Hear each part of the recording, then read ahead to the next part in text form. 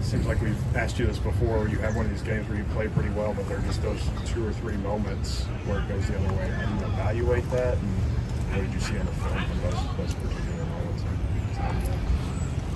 Yeah. Oh, and you said it. We've talked about this, before.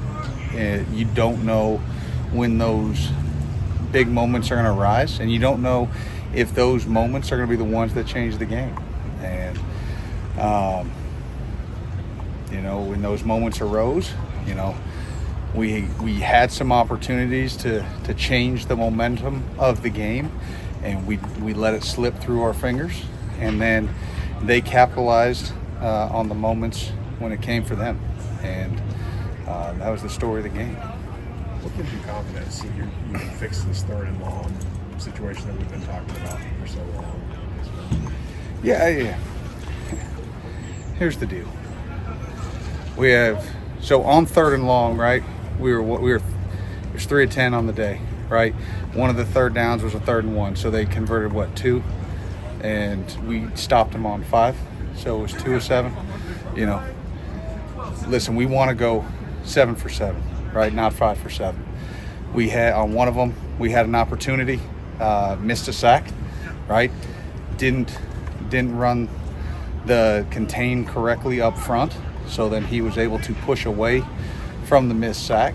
And the route concept, if it gets that deep into the down, has a chance to break away. If we make the sack, the route doesn't even open. If we get the contain, it'll be hard for him to find that route. In every coverage there are beaters, and to stop the beaters, whether it's, hey, the pressure has to help the coverage in that instance. And on that one, we missed it. On the other one that we gave up, we played man coverage, and we got to win our one-on-ones, both from a pass rush standpoint and from coverage. But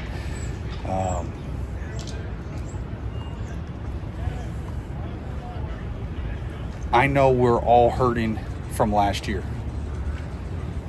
If last year,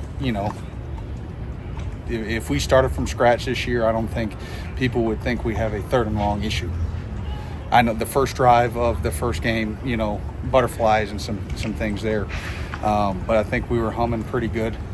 But again, there were plays to capitalize on. And,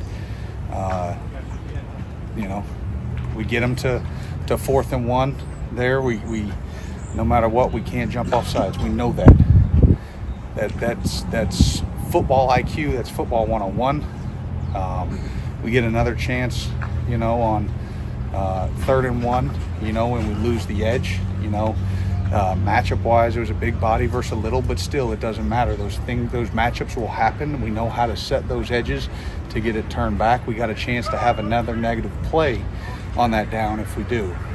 So yes, we need to execute better, but was it a full systems failure? No. I know obviously you have a lot of Georgia film, but has Brock been able to give you guys any sort of insight whatsoever into Georgia's offense that maybe you can't see on film? No, and listen, he's got plenty to deal with, for on his side from a game plan. I try to not put that on guys. They've got to worry about what they've got to do. We've been playing these guys for a long time.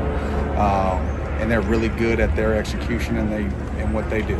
And so we understand the supreme challenge that lies ahead. And, time will tell. Brad, if I We've could seen ask you, Carson Beck before, obviously, last year. Tough challenge for the secondary helm. How important is it for them to have a bounce back game to play even extra sticky, knowing what Carson Beck makes it? Yeah, they will.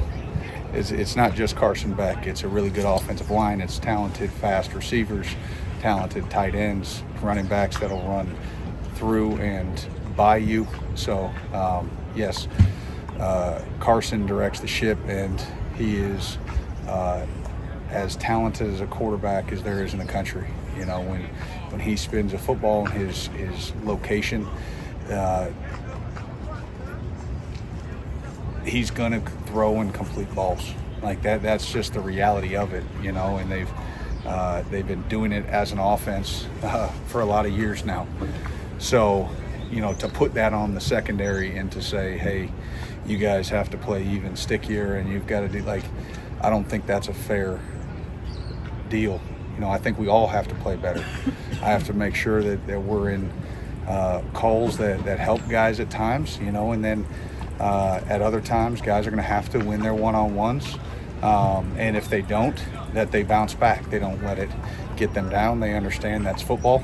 They understand that we're playing a really, really talented football team that are going to make plays, and it's going to have to be a 60-minute football game. Brad, you may have just kind of answered this to an extent, but on the coverage breakdowns, is it more mental than physical, and do you have to do anything to simplify things for them? There was simple communication that they understand they have to make on every play. There was a mental breakdown that, the player hasn't made that mistake in a long, long time. And, sometimes, what guys have to do is they have to not let the feel and the emotion of the game get them, in that if they feel like it's slipping away, okay, now I have to do too much. I have to do something beyond me. We talked about that on Thursday or Wednesday last week when somebody asked, and it's, hey, listen, it's just doing our job plus, but it starts with my job. It doesn't say, hey, I'm going to do plus and negate my job. Like, that's not going to win ball games. And so if we have to do our job first, technically sound, put our eyes in the right spot, communicate in the right way. And for a large majority of the game, we did that. But on those plays, and there are times in football that you miss it and people don't realize that we had a breakdown because they went the other way, because there was a sack, whatever the case may be, right? And so it's kind of swept under the rug, from an outside perspective, not inside the building, but, and so those are things that we have to talk about and deal with on a weekly basis. When it becomes a problem is that when that failure occurs and it leads to a big play, it leads to something that can really affect the outcome of a ball game, there's a problem. Brad, Coach Stoops talked about maybe that the call changed on a couple of the plays, or maybe one of them when the communication after it went off in the headset. Is that more of getting used to that headset calls, or is it more discipline and making sure you're checking signals? What is that for those players on an instance like that? Yeah, I think that's on player and that's on coach, right?